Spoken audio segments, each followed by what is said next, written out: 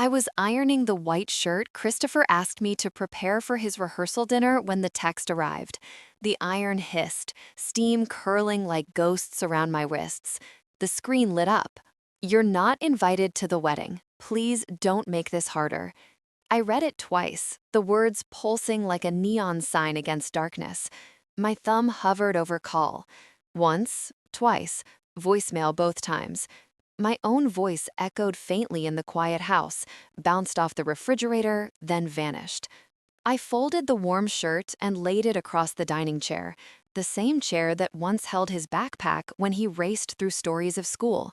Now it sat empty, polished wood glinting under the light, a seat in the family that no longer belonged to me. A second message blinked. "It's Madison's day," we decided. That plural "we" cut deeper than the uninvitation itself. I saw Madison's face in my mind, smiles stretched too tight at the last family dinner, the way she pushed my glass a few inches away, as though space could erase me. She'd leaned into Christopher's ear when I mentioned my 6 childhood friends who'd held him as a baby. "Small is better," she'd whispered, as if my presence were clutter. I opened the hall closet. The pale green dress still hung in plastic, sleeves soft, tag uncut.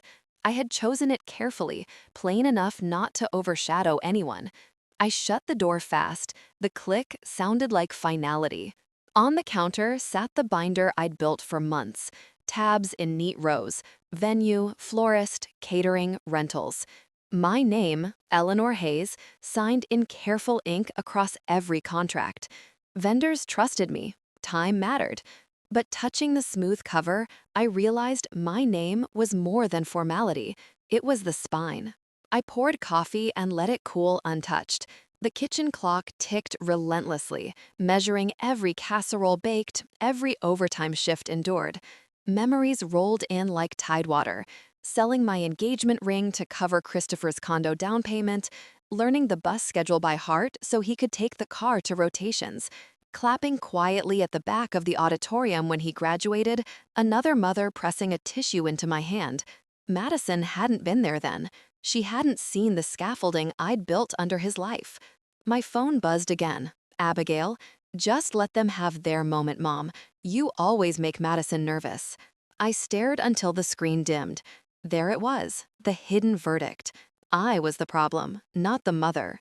The binder waited, heavy as a verdict. For years, I had been useful. Useful is not the same as loved. Richard called next, voice oily with charm.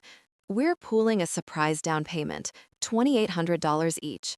Transfer it to me, I'll handle logistics." "I'm not invited to the wedding," I said flatly. "Don't be dramatic, Ellie. This isn't about you." I ended the call without goodbye. Madison texted last. "We need things calm. Please respect that. This is our time, not yours." She hadn't used my name. Not Eleanor, not Mom. Just a pronoun erased into the background. I opened the binder again. Page after page of my own handwriting stared back. Venue, client, Eleanor Hayes. Catering, Eleanor Hayes. Every line was labor Madison would never admit belonged to me. The venue discount because I once saved the manager's wife in ICU. The lilies because I put my credit on the line. The caterer promising flawless service for you. Madison had called me her wedding angel once. Now she told me to respect her time. Outside, cicadas screamed in the Charleston heat. I touched the empty chair across from me, Christopher's old place, elbows carving grooves when he studied through the night. Dust claimed it now, a witness to my exclusion. That evening, I sat on Darlene's porch as dusk softened Charleston's edges. The binder lay open between our wine glasses. Receipts, contracts, timelines, pages that looked harmless, now heavy as verdicts. "Helping doesn't put your name in ink," Darlene said, eyes narrowed. "You're not the helper, you're the client. They built this wedding on your back." She slid one sheet toward me, tapping the margin. "Final payment due 7 days before event. Failure to pay results in void. Deposit returned to contracting client." That's you. Not Christopher, not Madison, you. If you stop payment, it collapses. Every dollar returns to you. I swallowed. "If I do this, You protect your worth, Darlene finished. I remembered Madison months earlier in my kitchen, pecan pie cooling untouched. She'd pointed at the curtains. Hydrangeas photograph better. When I mentioned the lilies already ordered, she waved her manicked hand. You're sweet, but just sign. We'll make the real decisions. That day, I smiled tightly and let her words settle like dust. Now I understood. I had signed away my visibility. Darlene poured more wine. This isn't punishment, it's protection. They've been cashing checks from your silence for years. I pulled my laptop from my bag. The porch light clicked on. I typed 4 emails. Simple, cold, precise. To the venue, as contracted client for the August 30th event under Claremore Events, I notify you the final payment will not be made. Consider this official cancellation. Refund deposit to account on file. Florist, caterer, rentals. Each cited clauses Darlene highlighted in yellow. PDFs attached. I scheduled them for 9 a.m. exactly 7 days before the wedding. Not threat, but truth. Darlene raised her glass. To choosing yourself. I lifted mine, grip wavering. The Merlot tasted raw, almost metallic, but it steadied me. At 9 a.m. sharp, 4 emails left my outbox. I sat at the kitchen table, hands folded, coffee cooling, listening to the stove clock tick. The first voicemail came before the cup reached my lips. Venue manager, professional regret. We're sorry to lose your business, Mrs. Hayes. Florist, frantic. We've prepped the order. Dangers aren't refundable. Caterer, obedient. Cancellation processed. Refund to follow. By noon, my phone lit like a siren. 93 missed calls. Christopher, Madison, Abigail, Richard. I watched it vibrate across the table, desperate to be answered. I didn't touch it. I opened the hallway closet. The pale green dress hung limp. I touched the plastic and felt only relief. That dress had been chosen for a stage I was never meant to step on. I opened a suitcase, on the quilt.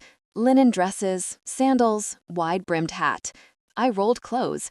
Christopher once taught me that trick before a Chicago trip when he still wanted me beside him. This trip wasn't for him. It was for me. Maui. One word on the ticket. A promise postponed too long. At the Charleston airport, heat shimmered off asphalt. 106 missed calls now. Madison's texts, sharp and panicked. You ruined everything. Christopher. Mom, we're lost. Richard. Fix this, Eleanor. Quit playing games. I set the phone face down. Around me, families wrangled children, couples toasted honeymoons. No one looked at me twice. I savored the anonymity. Hours later, Maui opened with salt air and an ocean that moved like breath. At the small beach hotel, I flung curtains wide. The horizon stretched beyond apology. Next morning, I walked barefoot to the sand, Kana coffee warming my hand. Children shrieked as their sandcastle collapsed. Their mother laughed and helped rebuild. I sipped slowly, tide tugging my toes, realizing how much of my life had been rebuilding what others destroyed. Quietly, patiently, without thanks. The phone buzzed, 120 missed calls. I whispered into the salt wind. You wanted me gone. Now you know what that means. Christopher finally reached me on the hotel balcony. Madison's crying shrill in the background. The caterer didn't come. Venue canceled. Florist sent flowers back. Mom, do you realize what you've done? Madison seized the phone. You jealous, bitter woman. You couldn't stand not being center, could you? Her words stabbed, but I didn't flinch. I didn't sabotage you, I said, voice low, unshaking. I removed my work from people who erased me. You could have warned us. I gave you everything else. My time, money, labor, silence. I built the foundation, and you told me to leave before the celebration. Madison hissed. Don't act noble, you destroyed us. Christopher, quieter. I don't know if she'll ever forgive you. Down on the beach, a child squealed as the tide crumbled their castle. The mother crouched, laughing, no anger. I watched, aching with recognition. That had been me. Rebuilding, always rebuilding. I pressed the red button. Silence followed. Vast, clean. One new message waited later. You win. Just 2 words. No apology. I deleted it. Back in Charleston weeks later, I dropped the pale green dress into a donation box. Fabric slid into cardboard like water. I added the heels, clutch, jewelry set, still pinned to its card. Someone else could wear them. Someone still invited to the places they helped build. I wrote one letter on stationery, no return address. You uninvited me from the wedding. I wasn't trying to be a guest. I was the one who built it. You tore it down. E.H. I walked it to the mailbox. The flag clinked up, red slash against soft blue sky. That evening, I sat by the open window. Cicadas droned. The binder rested on the shelf with cookbooks and tax folders. Proof not of pain, but of power. I wasn't angry. I was finished. And for the first time in years, that was enough.